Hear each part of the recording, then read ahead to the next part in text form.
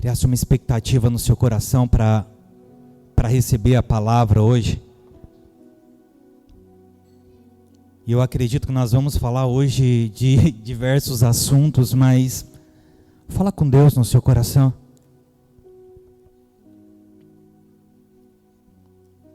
Eu creio que a Bíblia ela profere que há grande poder nas nossas palavras, e quando nós declaramos, ela tem poder para abalar o inferno, para romper cadeias, para quebrar grilhões. Então, fala com Deus, se desliga da sua empresa, se desliga do seu trabalho, se desliga, se esvazia de todas essas coisas para ser cheio da presença de Deus, porque ser cheio da presença de Deus é de suma importância hoje, para que possamos transbordar sobre pessoas que vamos encontrar ao longo da semana e estão vazias. Então nós precisamos sair daqui tocados por Deus de uma forma que nós consigamos tocar pessoas que precisam ser tocadas, pessoas, enxergar pessoas que Deus colocou na nossa frente para tocarmos elas. Então libera palavras nessa oração, libera palavras ao longo do culto, libera, irmão, palavras. Quebra grilhões em nome de Jesus. Há poder nas suas palavras, há poder no sangue de Jesus que está sobre as nossas vidas, para pisar demônios, para destronar principados. Há poder nas nossas palavras. Meu Deus, nós oramos, Senhor, e nós estamos na sua presença, clamando a Ti, Senhor, e aclamando a Ti, Senhor, declarando que nós precisamos de Ti, Senhor, e nós não podemos viver sem o Senhor, Pai. Nós podemos viver sem muitas coisas, Senhor, mas nós não podemos viver sem o Senhor. Nós não podemos viver sem a Sua presença, e a Sua presença está aqui no meio de nós, Senhor. Oh, aleluia, Jesus. A Sua presença é real, nós podemos senti-la, nós podemos tocá-la, Senhor, nessa manhã, Pai. Que nós possamos ser cheios por ela, Senhor. Como a igreja primitiva foi cheia no dia de Pentecostes, Deus. Mas não ser cheio só para nós, mas sair daqui, Senhor, para tocar pessoas, para libertar, Senhor, pessoas de cativeiros, de grilhões, de cadeias, que os amarram, que os aprisionam, Pai. Que o Senhor possa quebrar grilhões nas nossas mentes hoje, e cadeias, Pai, que ainda nos amarra, que ainda nos segura, que ainda nos impede, meu Deus. Que o nosso coração possa estar preparado como um terreno fértil, Pai, para a mensagem que será lançada, que será semeada, Deus. E que essa mensagem possa crescer em nossos corações e surtir resultado, Pai. Em nome de Jesus, Deus. Que nós possamos transmitir, meu Deus, na essência, tudo aquilo que o Senhor nos passou ao longo desses dias, dessas semanas, Pai. Em nome de Jesus, continua falando conosco, Pai. Em nome de Jesus. Amém, querido? Toma o seu assento. Eu gostaria de compartilhar com vocês um pouco do que eu compartilhei com os homens na sexta-feira, e depois o pastor também. Gostaria de compartilhar com vocês aquilo que o Senhor tem me falado, e eu ministro acerca do que o Senhor tem me falado, do que o Senhor tem me pedido, de como Ele tem me tratado, de como Ele tem sarado as minhas feridas aqui nessa casa.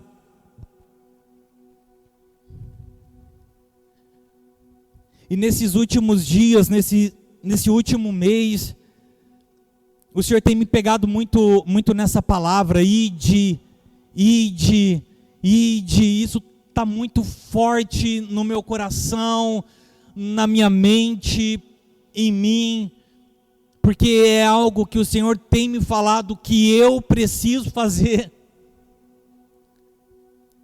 E eu acredito que quando o pastor me dá uma mensagem, desde a primeira vez que ele me deu uma oportunidade, é para compartilhar aquilo que ele tem me dito, aquilo que ele tem me pedido para fazer.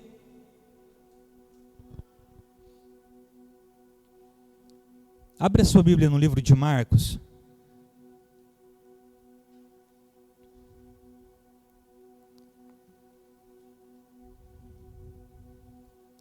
capítulo 16 e versículo 15.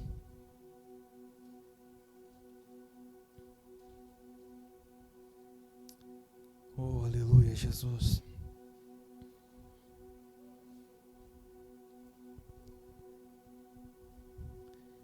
Ide por todo o mundo e pregai o evangelho a toda a criatura. E é sobre isso que eu queria falar hoje, com as atualizações que foram feitas ao longo dessa semana. O ide está implícito no evangelho e no ministério de Cristo. Nós vemos Cristo... Posso ficar sem microfone? Está gravando? A gente vê ele declarando todo o tempo: ide, vades, deis fruto. Todo o tempo nós vemos o ide. No livro de Mateus, capítulo 28, versículo 19 e 20, diz: ide, fazei discípulos de todas as nações, batizando-os em nome do Pai, do Filho e do Espírito Santo, ensinando-os a guardar todas as coisas que eu vos tenho mandado. E eis que eu estou convosco todos os dias, até a consumação do mundo. O ide aqui não é um ensinamento. Eu entendo que o ide aqui não é um conselho, é uma ordenança, é um mandamento. Ide. Esse ide não é para o pastor, para o evangelista somente, ou para o levita, é para todo mundo. É para mim, é para você, é para todo mundo que chega diante de Cristo, que toma a sua cruz, que negue a si mesmo. Cristo olha para você e diz: ide por todo o mundo.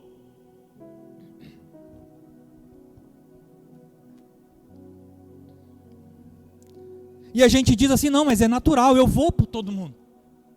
Porque é natural você manifestar o Pai, é natural você falar de Cristo aonde você está, aonde você vai. Mas eu consigo ver algo além disso nesse ide de Cristo. Nesse ide que está implícito nessa ordenança.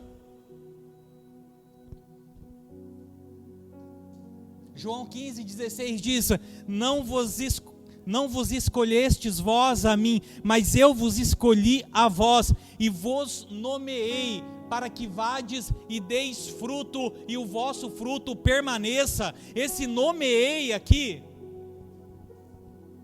em outras traduções diz: ordenei, designei. Não vem como uma pessoa comum, vem como uma pessoa que, quando Cristo chamou ele decidiu largar tudo, sabe? É o jovem rico. O jovem rico, ele abandonou tudo. Mas imagine você, o jovem rico, um dia Cristo chamou você e você decidiu largar tudo e disse: eu vou seguir Jesus Cristo. Eu vou seguir esse cara. Você se torna um soldado. E o apóstolo Paulo traz essa visão de soldado nas suas declarações muitas e muitas vezes, de como nós devemos nos apresentar diante dele em muitas ocasiões da nossa vida, como um soldado diante do seu comandante. E eu estava falando aqui para os homens na sexta-feira, que quando você se apresenta diante do seu comandante, você está pronto para cumprir todas as suas ordens, seja as mais loucas do mundo, seja pular numa poça de água, ou seja ir diante do inimigo. Sabe uma coisa que eu gosto daqueles filmes de guerra? Adoro filme de guerra antigo, Resgate do Soldado Ryan, e sabe, por aí vai. E aí você vê aqueles filmes e é exatamente aquilo, sabe? Tem um comandante que está com uma tropa e ele diz ao cara, ó, esse pessoal aqui vai por ali, e os caras estão atirando, mas a galera vai, entendeu? E um monte deles morre, mas eles vão, eles obedecem. E é assim que eu me vejo diante de Cristo muitas vezes. O problema é que nós ouvimos essa voz e nós não queremos obedecer, porque na grande maioria das vezes implica em perca, implica em correr risco, implica em dor, em dificuldade, em cansaço.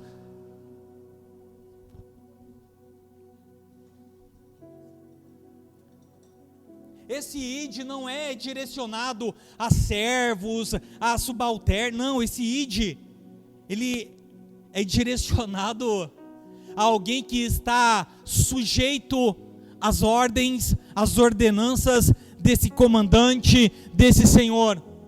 E o que nós vamos ver nos evangelhos é o Senhor mostrando como os discípulos tinham que fazer todo o tempo. Curai os enfermos, expulsai os demônios, pisai a cabeça da serpente. Se comer alguma coisa mortífera não vai te causar dano, fica tranquilo. Mas se causar também, você vai estar na glória, não tem problema. Porque seguir a Cristo é justamente isso. Implica nisso. Isso que eu vou falar não é meu, não sei de quem é, eu vi isso há muito tempo atrás. Mas ir até Cristo não nos custa nada. Há muito tempo eu digo quando eu entrei na casa, então provavelmente aqui que eu ouvi. Ir a Cristo não nos custa nada. Mas ir após Cristo nos custa tudo. Nos custa tudo.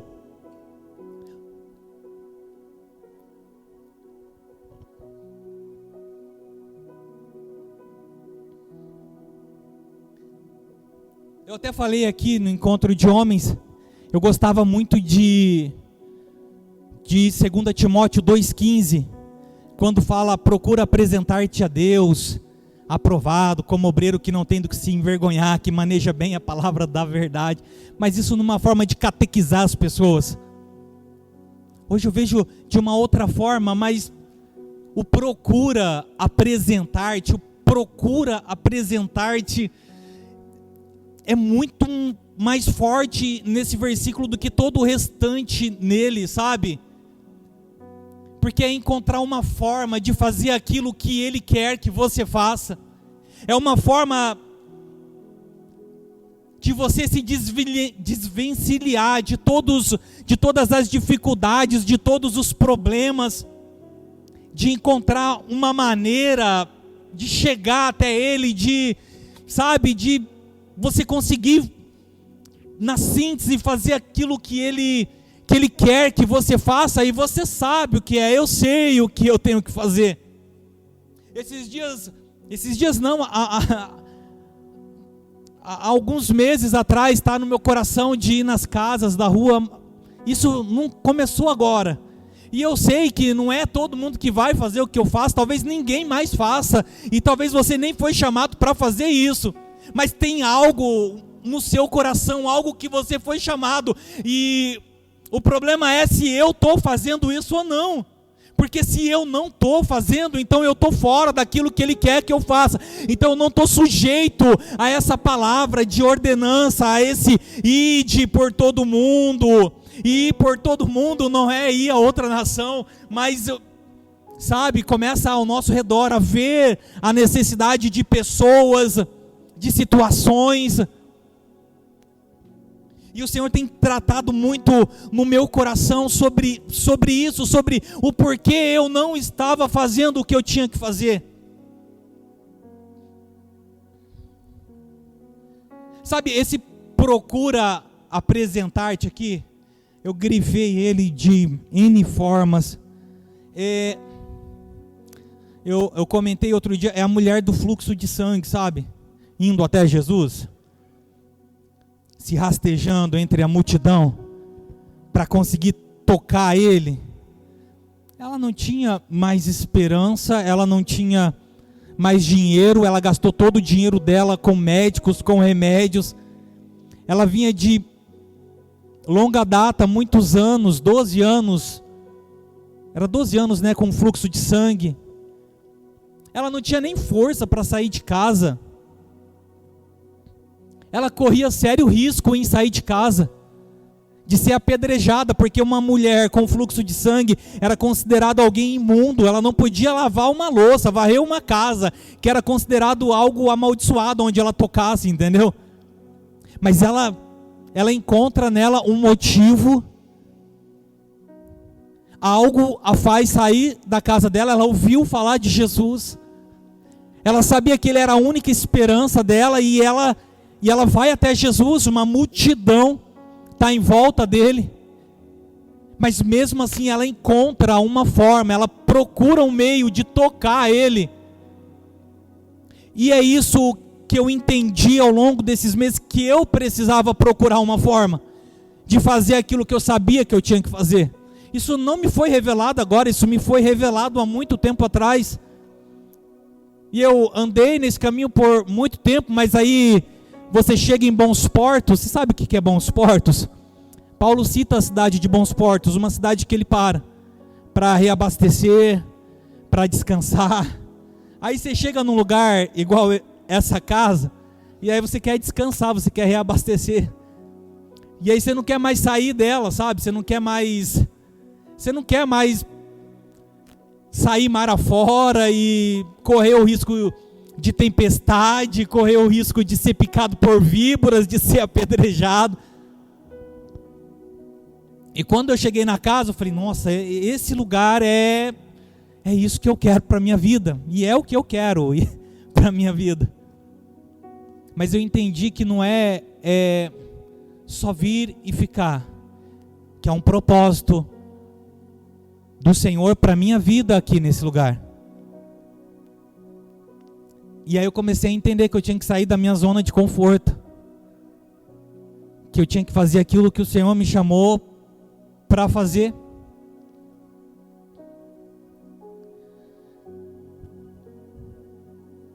É encontrar uma forma, sabe?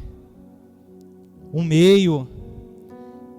E ainda que você não faça na intensidade que você queria fazer, mas que seja dado um primeiro passo ao encontro disso, desse chamado, dessa voz, um primeiro passo. O primeiro passo do jovem rico não seria de repente nem seguir a Jesus, porque ele disse, olha, vai, vende tudo que você tem. Esse era o primeiro passo, era abrir mão daquilo, de tudo que ele tinha, para depois vir e seguir a Cristo. Nós precisamos de dar um primeiro passo, porque senão nada vai ser feito, e aí nós viveremos uma vida sem cumprir aquilo pelo qual nós fomos chamados, e é isso que importa no fim das contas. Porque se tem uma coisa que eu tenho aprendido na casa, é que eu já sou salvo, mas e o propósito que foi embutido em mim, o chamado? E eu nem estou falando de algo que queima, amado, porque na maioria das vezes você não vai fazer porque queima, não, você vai fazer porque tem que ser feito. Eu demorei 2 anos para começar a ir na rua. O pastor me chamou um monte de vezes, depois ele abandonou, não me chamou mais. O pastor Caio me chamou um monte de vezes, depois ele não me chamou mais, né? Mas aquilo estava no meu coração, tem que fazer, é o que a casa faz, eu tenho que ir. Aquilo não queimava em mim, ainda não queima no meu coração ir para a rua. E uma coisa que o pastor levantou aqui, o problema não é você não fazer, você não ir, isso não está dentro de você, embutido dentro de você, entendeu? Porque no começo você pode até fazer porque queima, mas não significa que você só vai fazer quando queima. Na maioria das vezes você vai fazer porque é uma palavra que foi liberada, uma revelação que foi liberada para você, você sabe que tem que fazer isso, então você vai fazer, mesmo cansado, mesmo sem queimar, você simplesmente vai fazer, porque tem que ser feito, porque um dia Deus disse lá no céu, faça isso, então você sabe que tem que fazer. E eu não queria ir para a rua, porque há uns 20 anos atrás, quando nós começamos, nós íamos para a rua uma vez por semana, toda sexta-feira. Nós nos encontrávamos atrás do terminal central, um monte de jovem, com o pastor Maurílio. E a gente ficava a madrugada toda, naquele tempo queimava, sabe? A gente ficava a madrugada toda, pregando para os mendigos e falando com as prostitutas. A gente passava ali 4, 5 horas. E quando o sol estava nascendo, a gente ia embora. Naquela época queimava. E eu entendo hoje que não tem necessariamente que queimar. Você tem simplesmente que fazer aquilo que você entende que o Senhor te chamou para fazer. É isso. Custe o que custar, meu irmão. É ir cansado. É ir. Outro dia o Celso falou: vamos, você vai na rua hoje? Como é que está o tempo? Aí eu fui lá na sacada. Estava chuviscando. Eu falei: está chovendo. Eu queria ficar em casa, entendeu? E aí depois ele mandou outra mensagem: e agora? Eu falei: está chovendo ainda, diminuiu um pouco. E ele falou: nós vamos. Eu falei: hoje tem rua, né? Vamos desligar a Netflix. Vou para a rua. Porque é algo que eu sei que tem que ser feito. O problema é não saber o que tem que ser feito.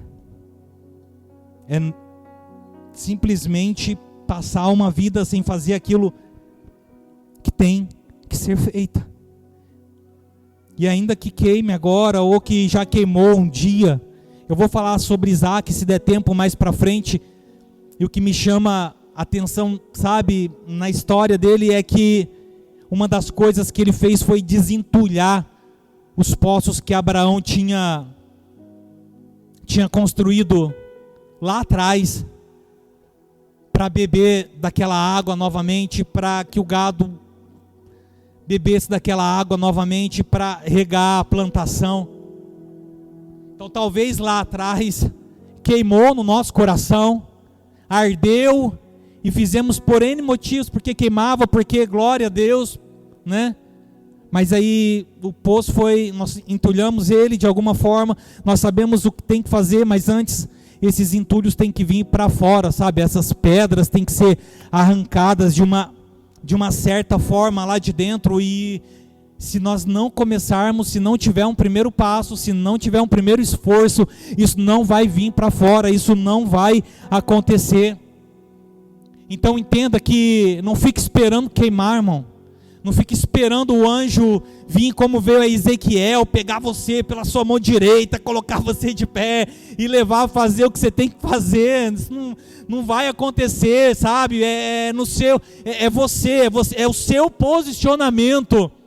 Sabe o que queimou no meu coração? Vim aqui para esse lugar, queimou e ardeu, mas ao longo do tempo doeu muito, porque as feridas estavam abertas e o medicamento começou a jorrar, as feridas começaram a ser tratadas, né? Isso dói, isso dá vontade de você abandonar o hospital, mas você fica naquilo que Deus te falou, e você vai ser curado, e você vai ser tratado, e aí chega o tempo em que você vai simplesmente voltar a fazer o que você tem que fazer, o que você foi chamado para fazer. Porque muitas vezes nós entramos nesse lugar, nós somos cheios, mas nós não transbordamos sobre copos vazios, sobre pessoas que precisam ser tocadas.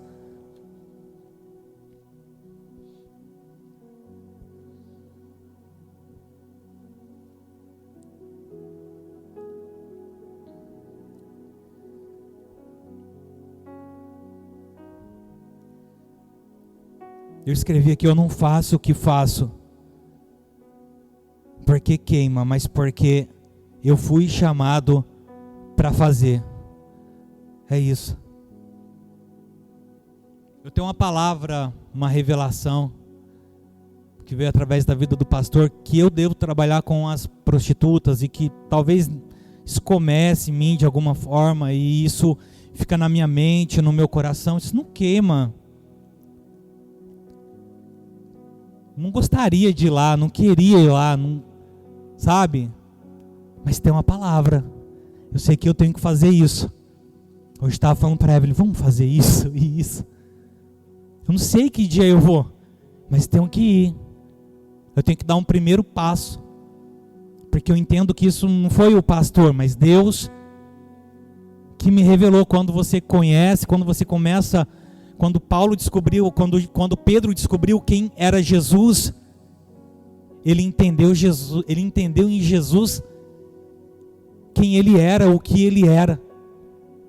É isso.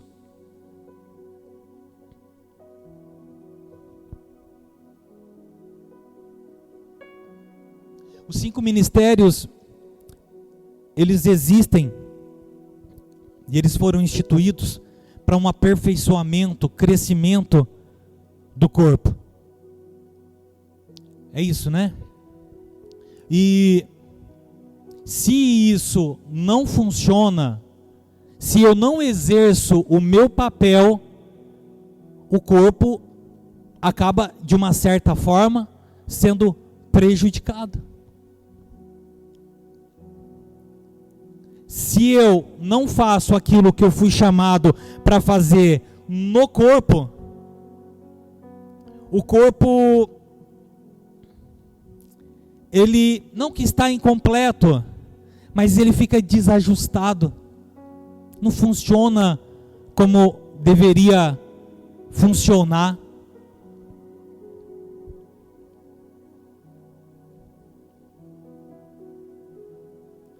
E eu escrevi isso aqui, e o Senhor me passou isso aqui com uma intensidade tão grande, porque se o pastor, se o mestre, se o evangelista, se o profeta não fazer o que tem que ser feito, não funciona, o corpo não funciona. E o Senhor me disse: você tem que exercer aquilo que você foi chamado para exercer. E Deus falou exatamente isso comigo aqui, através da vida da pastora, através da vida de profetas aqui na casa. Porque todos os problemas que acontecem em uma igreja, em uma denominação, em um local, geralmente o líder, ele se responsabiliza por isso.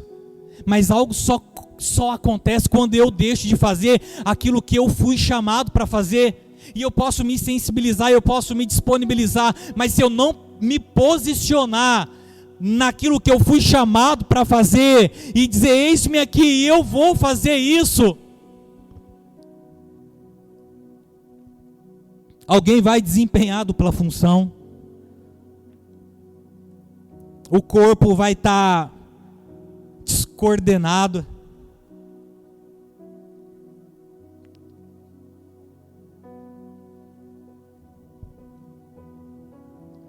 Vamos ler Atos capítulo 2.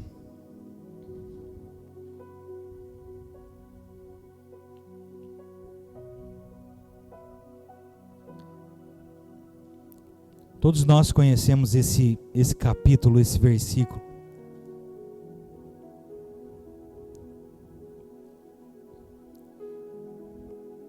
Capítulo 2, verso 1. E cumprindo-se o dia de Pentecostes, estavam todos concordemente no mesmo lugar. De repente veio do céu um som como de um vento veemente e impetuoso, e encheu toda a casa em que estavam assentadas. E foram vistas por eles línguas repartidas como que de fogo, as quais pousaram sobre cada um deles. E todos foram cheios do Espírito Santo e começaram a falar noutras línguas, conforme o Espírito lhes concedia que falassem. E em Jerusalém estavam habitando judeus, homens religiosos de todas as nações que estavam debaixo do céu. E quando aquele som ocorreu, ajuntou-se uma grande multidão e estava confusa, porque cada um os ouvia falar na sua própria língua. É um dos capítulos mais bonitos para mim do livro de Atos, mais que descreve a igreja. Como a igreja começou, o que era a igreja.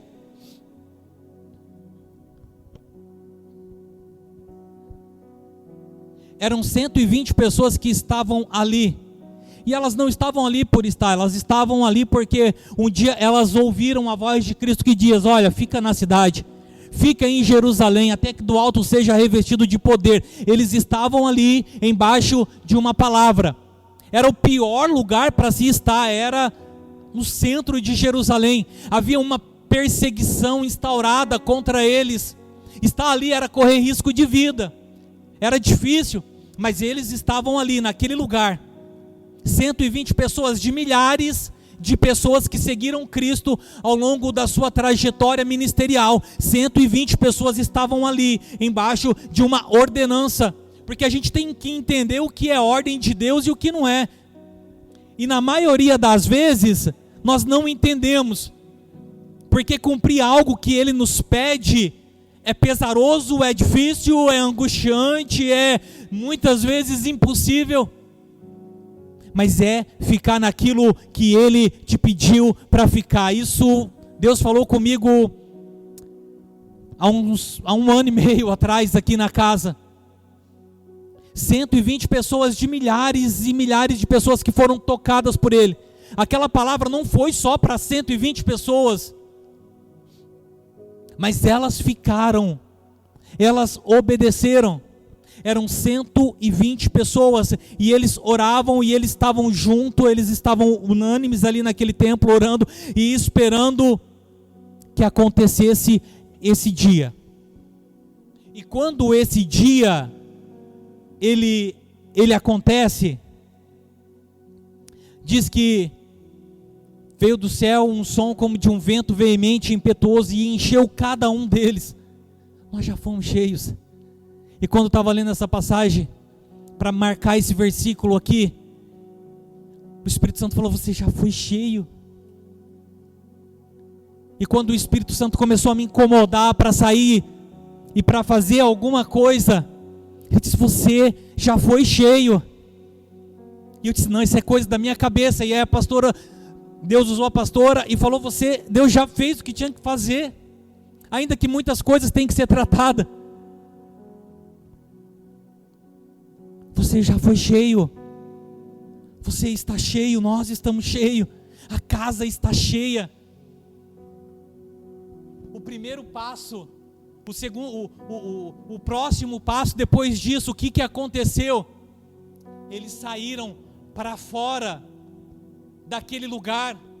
As pessoas ao redor ouviram esse barulho de línguas diferentes e ficaram maravilhados. É hora das pessoas ficarem maravilhados com a sua vida. Os meus irmãos olham para a minha vida e dizem: meu Deus, o meu irmão mais velho, ele fala: cara, eu queria ter um relacionamento igual ao seu. A minha sobrinha outro dia falou lá em casa, a gente estava todo mundo na casa do meu pai. Quando não tem almoço aqui, nós vamos para lá. Quando não tem uma coisa muito boa em casa, nós vamos para lá também. Entendeu? É o refúgio, vai todo mundo para lá. E aí minha sobrinha falou: se um dia eu casar, eu quero que o meu casamento seja igual ao do tio. Porque se não for para ser igual ao do tio, eu não quero. É manifestar o que você é, o que você se tornou aqui nessa casa, lá fora. Não estou pronto. Quando Jesus Cristo estava para ser crucificado lá no Getsemane, ele disse: Senhor, passa de mim esse cálice. Disse: Pai, passa de mim esse cálice. E foi um grau de dificuldade. Nós vamos tomar a Santa Ceia, a gente não entende isso tão grande. A Bíblia diz que ele chora lágrimas de sangue, e na realidade não é isso, é um grau tão alto de pressão, de opressão, de que os seus vasos sanguíneos se rompem e ele soa sangue ali, sabe? Mas tinha que ser feito. Tem algo em você que Deus colocou, embutiu em você, que você tem que fazer.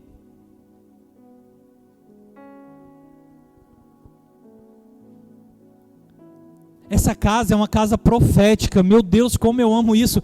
Mas cada palavra que sai aqui dói, porque é pesado, porque implica em você fazer alguma coisa, em você sair do seu lugar de conforto. E quando começou a vir essa palavra de que os portões seriam abertos e de que as pessoas estavam vendo o muro cair, eu falei: uau, meu Deus do céu, eu tenho que sair.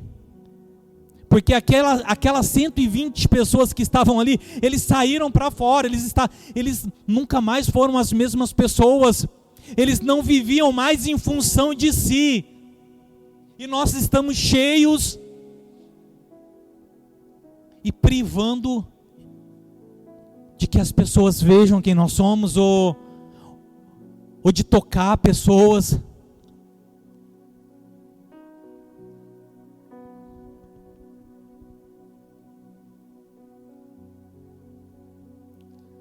É hora de sair do cenáculo. Quando eu falo isso, não é você ir bater de porta em porta comigo. Eu sei que talvez ninguém vá fazer isso, porque talvez esse não seja o seu chamado. Mas o que você foi chamado para fazer? Quantas pedras foram lançadas nesse poço que jorrava água lá atrás?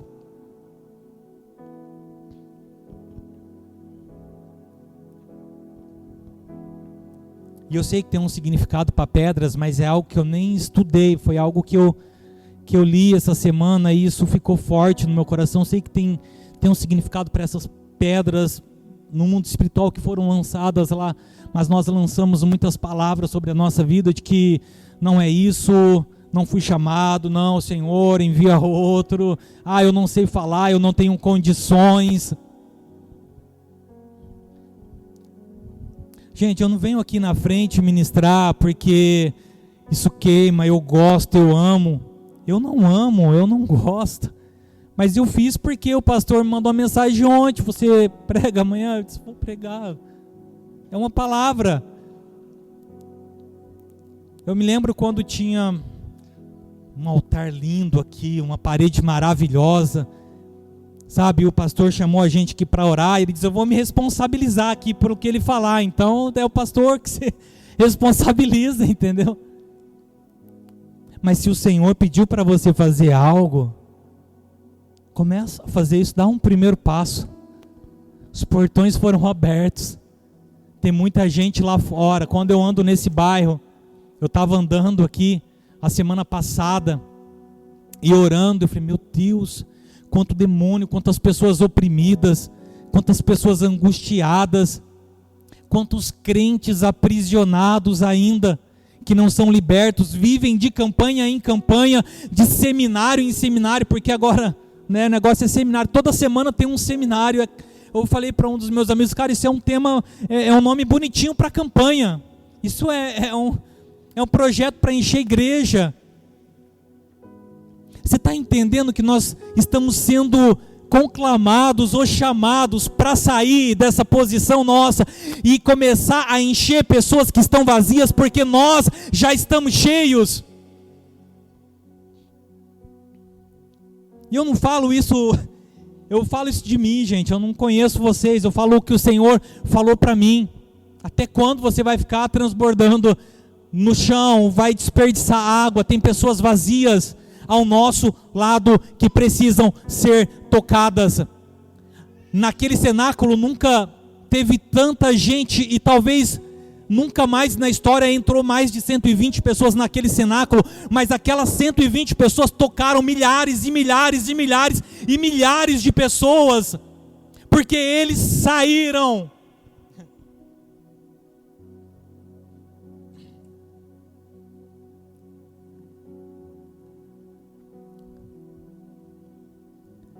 Só temos que manifestar aquilo que Cristo tem feito na nossa vida, aquilo que nós somos dentro da nossa casa.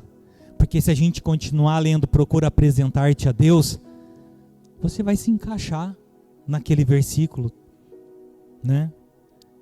Graças a Deus eu não conheço o Miqueias lá de trás, não conheço o Denis. Porque quando eu olho para ele, eu falo, cara, você é um exemplo, a tua casa é um exemplo.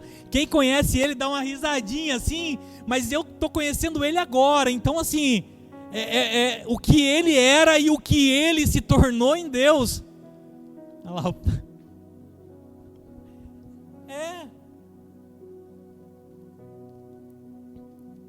Porque de Jacó até receber o nome de Israel, levou um tempo para que essa transformação acontecesse na vida dele.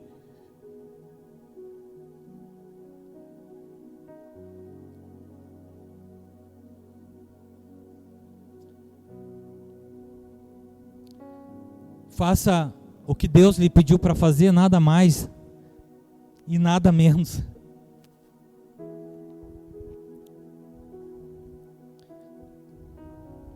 Tem uma palavra no livro de Gênesis,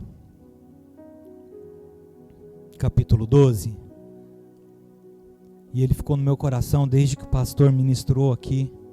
Na realidade, o pastor ministrou Gênesis 26, mas enfatizou Gênesis capítulo 12.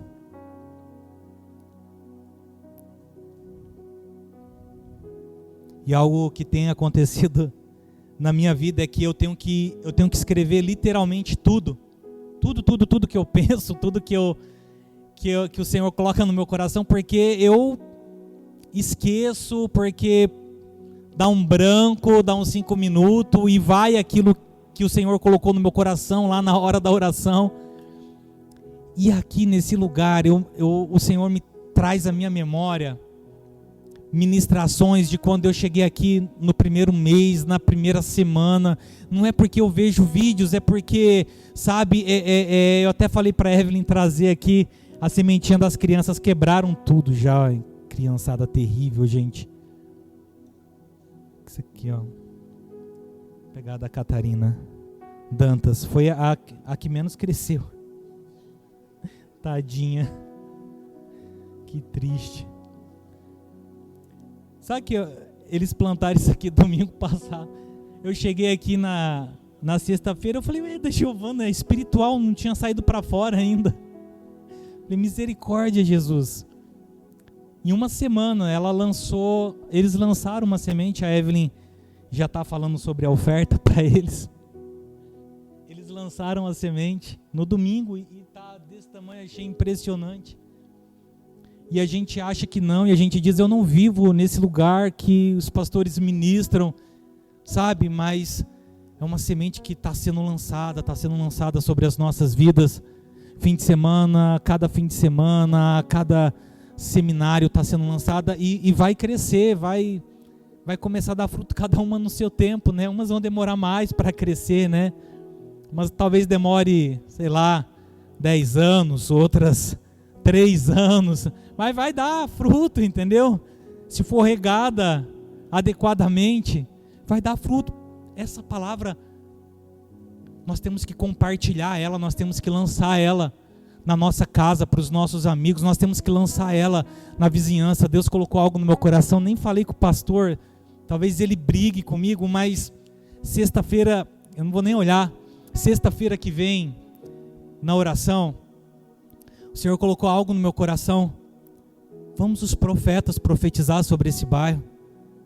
Não aqui na casa, na rua mesmo, andando, não ir de casa em casa, porque eu sei que muita gente não foi chamado para isso, mas por que nós não saímos aqui para profetizar? Por que nós não saímos aqui para guerrear, para combater principados, potestades e dominadores do mal? Antes da oração, meia hora antes. Amados, vir para mim na oração da meia-noite, das 11 horas, é algo terrível, porque sexta-feira eu acordei 6:30 da manhã e 10 horas, 11 horas para mim é madrugada já, o meu olho está fechando, eu tenho que estar em casa, me preparando para dormir, entendeu? E eu vim sexta-feira e eu fiquei até meia-noite, falei, Evelyn, não consigo mais, vamos embora.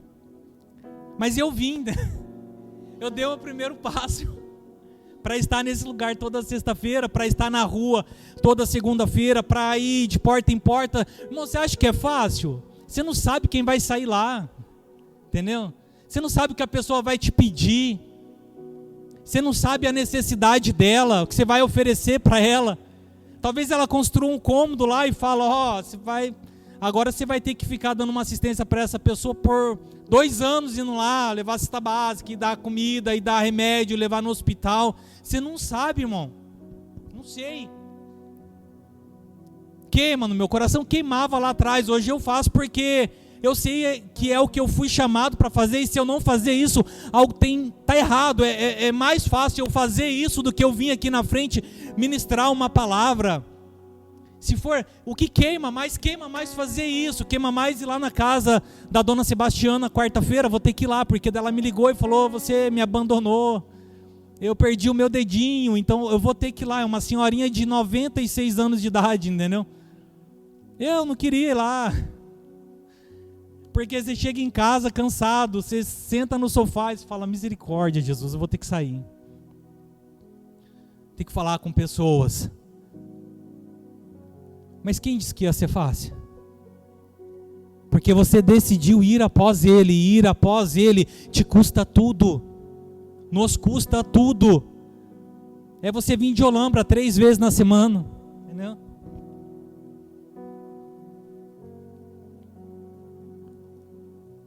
Ou mais. É você orar na sua casa e chamar os amigos da sua empresa para orar lá com você, né? Os vizinhos, né? Ou mais. Nem vou falar, né? Porque daí vai. Mas é você que tem que entender em Cristo o que você foi chamado para fazer e fazer. Foi falado aqui, mas na minha empresa a gente fala, eu falo também. Meu chefe me chama para ir lá na casa dele tomar um café. Eu falei, cara, essa cruz invertida aqui é algo demoníaco. Olha a sua vida, cara. Você vai para o inferno. Eu cheguei lá outro dia, não tinha cruz, glória a Deus, né? Ele falou, cara, vou lá qualquer dia visitar a sua igreja. O pastor Caio faz até o sinal da cruz, assim. Mas, entendeu? É natural isso. Você manifesta onde você está. Mas o que você foi chamado para fazer? O que o evangelista foi chamado para fazer? O pastor foi chamado para fazer? O apóstolo foi chamado para fazer? O mestre foi chamado para fazer?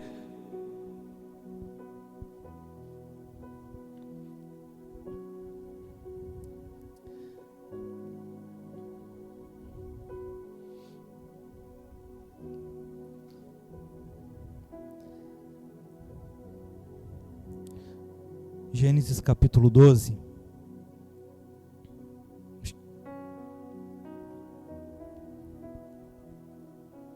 Versículo 10.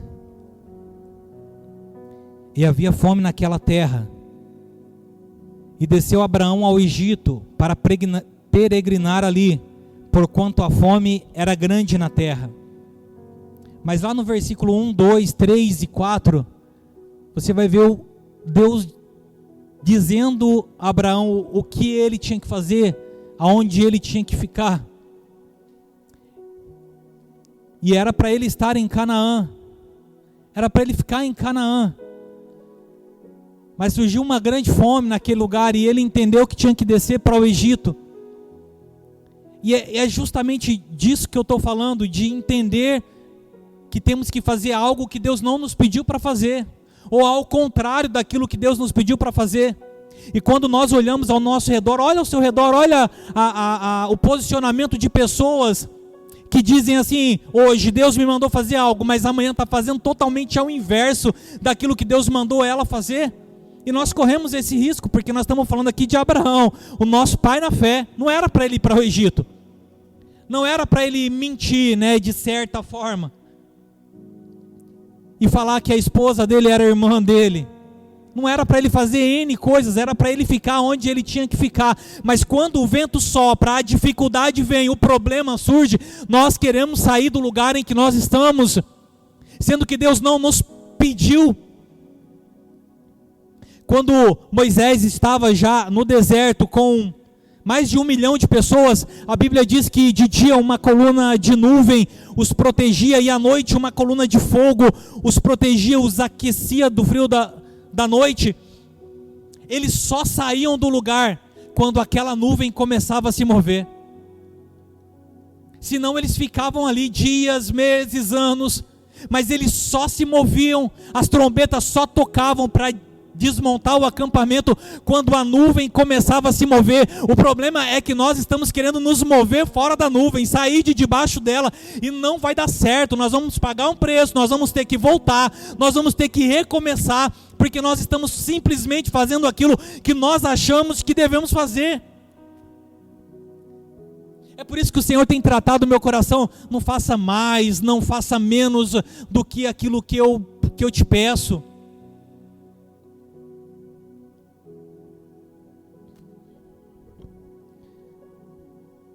Porque senão nós vamos pagar um preço. Nós temos que ser sensíveis a essa voz. É hora de sair. O Senhor tem falado, os portões estão abertos, é hora de sair. Quando a gente fala é hora de sair, é hora de escrever o nome da igreja no muro, é hora de colocar uma placa.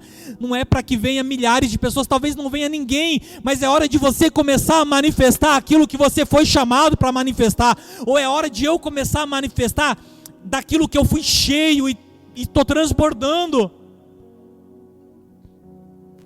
Porque senão simplesmente vai morrer a semente, não vai dar fruto.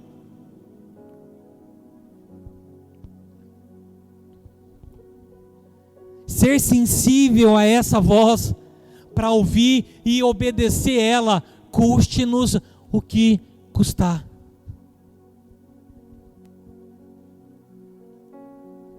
E eu não estou falando isso porque eu sou uma pessoa totalmente obediente, irmãos, porque o Senhor já me pediu coisas aqui nesses 2 anos que eu não fiz, e que passou o tempo. E eu estou falando que o Senhor tem me falado coisas agora que está vindo para fora, que talvez seja o tempo, mas que eu estou andando naquilo que Ele tem me pedido.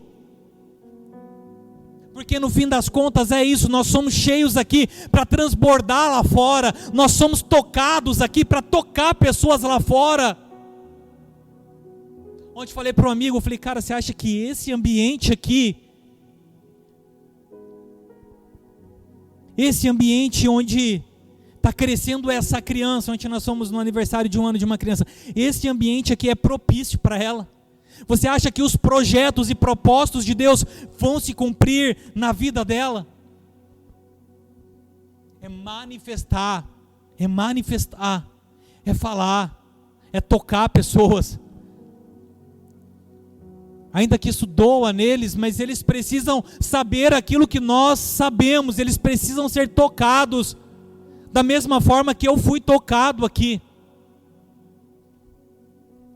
Semana passada meu cunhado veio, ele queria um conselho e eu conversei com ele e ele não me chamou mais, não falou mais comigo.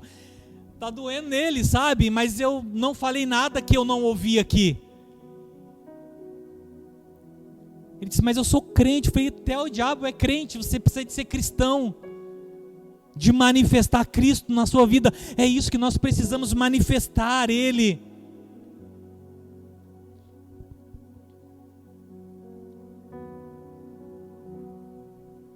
Porque as nossas escolhas, elas nos conduzem para o centro da vontade de Deus ou não, para cumprir o propósito de Deus ou não. O que Deus ia fazer na vida de Abraão ali, se ele permanecesse, talvez a mesma coisa que na vida de Isaac. Vamos ler lá o que aconteceu com Isaac no livro de Gênesis, capítulo 26.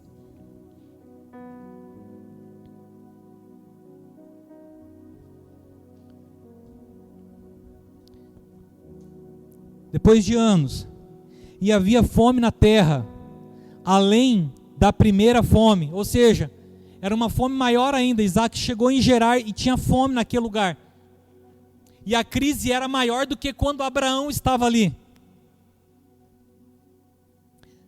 E havia fome na terra, além da primeira fome que foi nos dias de Abraão. Por isso foi Isaac a Abimeleque, rei dos filisteus, em Gerar. E apareceu-lhe o Senhor e disse, não desças ao Egito, não faça a mesma coisa que seu pai fez, habita na terra que eu te disser, peregrina nessa terra e serei contigo e te abençoarei, porque a ti e a tua descendência darei todas estas terras, e confirmarei o juramento que tenho jurado a Abraão teu pai, e multiplicarei a tua descendência como as estrelas do céu, e a darei à tua descendência todas estas terras, e por meio dela serão benditas todas as nações da terra.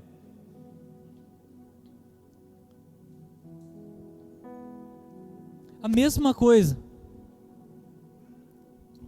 que Abraão passou, o mesmo momento que Abraão passou, Isaac estava passando por um momento pior, mais difícil. E Deus falou para ele exatamente a mesma coisa que falou para o pai dele. E nós vemos um posicionamento diferente, que foi de ficar naquilo que Deus mandou ele ficar, que foi de fazer aquilo que Deus mandou ele fazer. Por isso, não importa a tempestade, não importa a dificuldade, não importa se tem crise, não importa se está com problema, não importa se você gosta, se eu não gosto, não importa, irmão. É ficar na onde Deus te mandou, é fazer, não é nem ficar, é fazer aquilo que Ele te mandou fazer, porque a Bíblia continua dizendo que naquele mesmo ano, Isaac plantou em uma terra que não era fértil, em um tempo que não tinha chuva, em um tempo de escassez, ele plantou, ele semeou, e o Senhor o abençoou muito mais. Já dá para pedir oferta agora, né?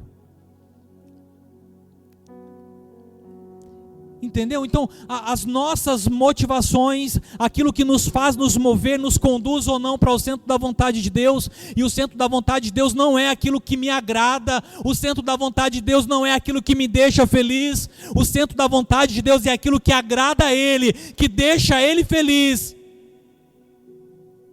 Porque por mais que doesse, o que agradava ao Pai era ver que o Filho cumpriu o propósito lá na cruz do Calvário. No fim das contas, o que agrada a um pai é um filho obediente. Eu estava falando, acho que com os meninos aqui, outro dia, de quando Jesus Cristo foi para ser batizado, e saiu uma voz no céu que dizia: esse é o meu filho, do qual eu me agrado. Por quê? Porque ele estava cumprindo a palavra do Pai, ele estava andando naquilo que o Pai determinou que ele andasse. É isso, irmãos. No fim das contas, é para isso que nós somos chamados, não é para encher um lugar de pessoas, não. Eu até aprendi isso, pelo menos isso. Não é isso não, gente. É fazer aquilo que Ele me chamou para fazer, aquilo que agrada a Ele. Talvez não entre 1000 pessoas aqui, mas você toque 1000 pessoas lá fora, de formas diferentes, e tem pessoas que foram tocadas, e foram transformadas através dessa casa, através dessa semente que foi lançada aqui, e pessoas que precisam ser tocadas. É isso que nós somos chamados para fazer: tocar pessoas, tocar vidas, curar pessoas, sarar pessoas, porque você foi sarado, você foi curado.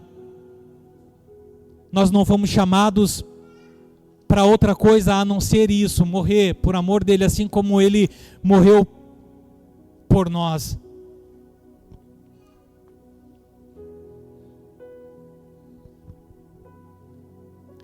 É lançar a semente. Não importa se a terra está seca, não importa se é tempo. É isso.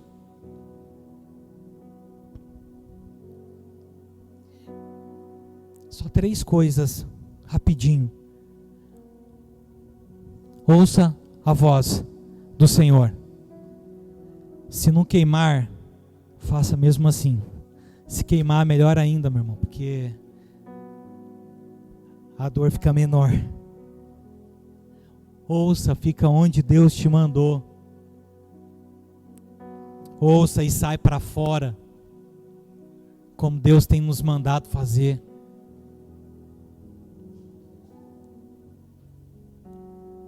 Sabe, isso que eu tenho para falar hoje, para compartilhar com vocês. Fazer aquilo que Deus mandou você fazer. Isso é o Evangelho. Nós estamos vendo os discípulos fazendo aquilo que viu Cristo fazer.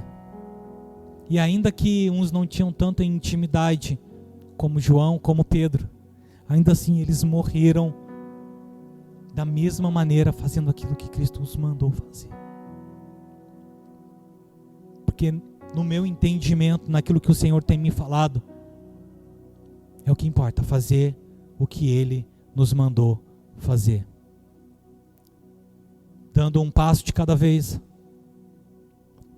Essa semana eu não vim no bairro. Essa semana eu não queria nem sair de casa.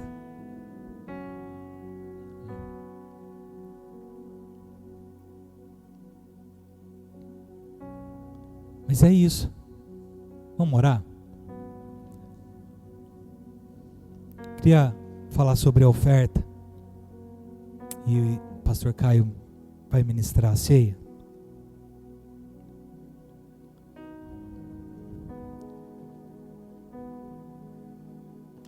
Não tenho nada para falar de oferta que já não tenhamos ouvido aqui.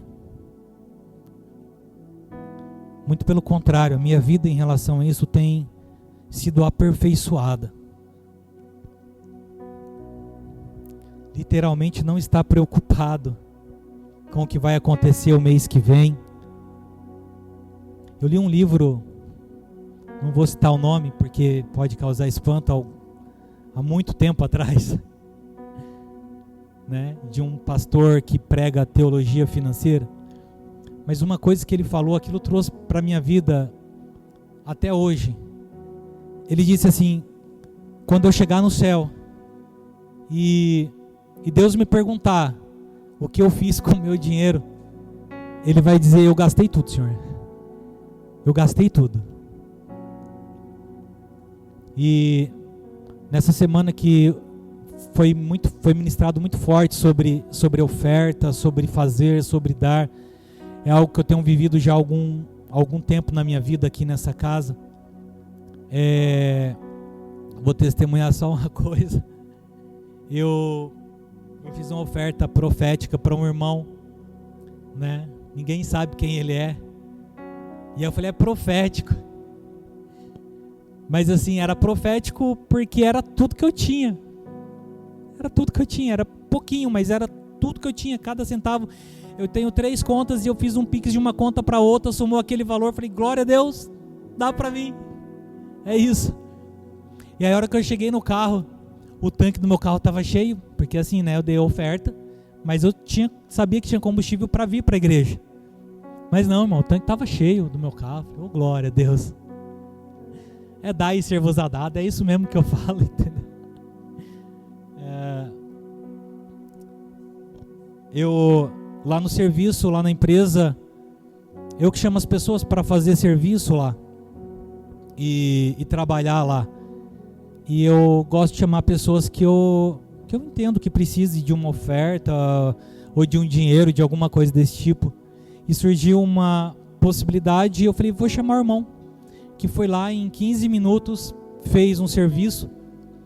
E eu chamei ele lá e disse: vou abençoar a vida dele, né? E daí eu disse para ele: faz a nota, manda a nota que vai cair na sua conta. E aí ele falou: não, é para você. Como assim, irmão? Antigamente eu não teria aceito, irmão, porque Leviatã ainda imperava um pouco na minha vida, entendeu? Não teria feito se fosse antigamente, não teria aceito isso, né? Mas o Senhor diz: como que eu posso reter essa bênção sobre a vida dele? Como que eu posso deixar de receber isso e não abençoar ele? Então eu disse: não, pode ir. Amém, irmão? Então Deus te abençoe. Não falei nada, porque senão eu ia dizer: não precisa, não quero, tá bem. E é isso, oferta é isso, é você semear, é você plantar, é como as crianças fizeram, sabe? É você lançar a semente. E é tão natural. Meu irmão disse: mas eu sou uma pessoa boa, cara, eu abençoo todo mundo. Eu falei: cara, você pode abençoar todo mundo, a terra vai dar o seu fruto, porque terra é terra. Se você lançar a semente e jogar água, vai vir um fruto para fora, aquela semente vai explodir, vai vir para fora, vai vir em algum momento. Mas isso não significa que é Deus na sua vida, é um princípio, né? É um princípio. Isso, você vai na cidade conversar com as pessoas, eles são uma pessoa boa. Você é uma pessoa boa, mas ainda assim você pode ir para o inferno, né? Então semeia a sua semente e não pare de semear a sua semente. Enquanto você tiver semente, entender que é semente, lança ela no solo, porque ela vai crescer. Amém? Traz a sua oferta. Queria chamar o pastor Caio. Enquanto você traz a sua oferta, eu queria fazer uma oração com você.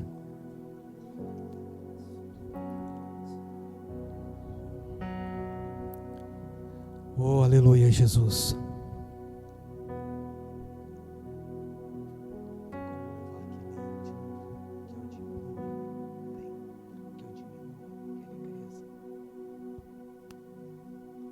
Queria fazer algo aqui que o Senhor me pediu para fazer hoje. Queria chamar todos os homens aqui para a gente fazer uma oração. O Senhor tem me incomodado para fazer algumas coisas e eu tenho me acovardado, né? Mas não mais.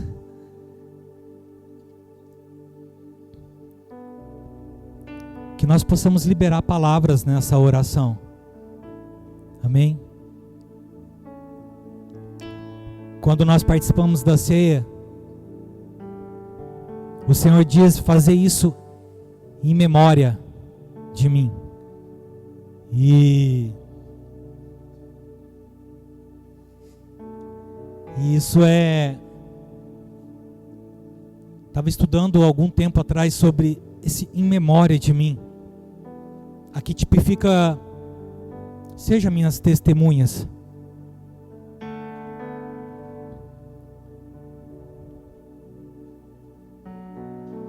Se comprometa como eu me comprometi. Mas eu vejo que o Senhor tem nos despontado como um exército aqui nesse bairro, nessa região. Que não é de quantas pessoas virão, é de quantas pessoas nós vamos tocar.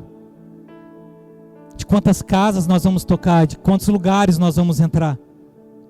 De luz que nós vamos levar a pessoas que estão no meio de trevas, e que isso tem que partir da gente.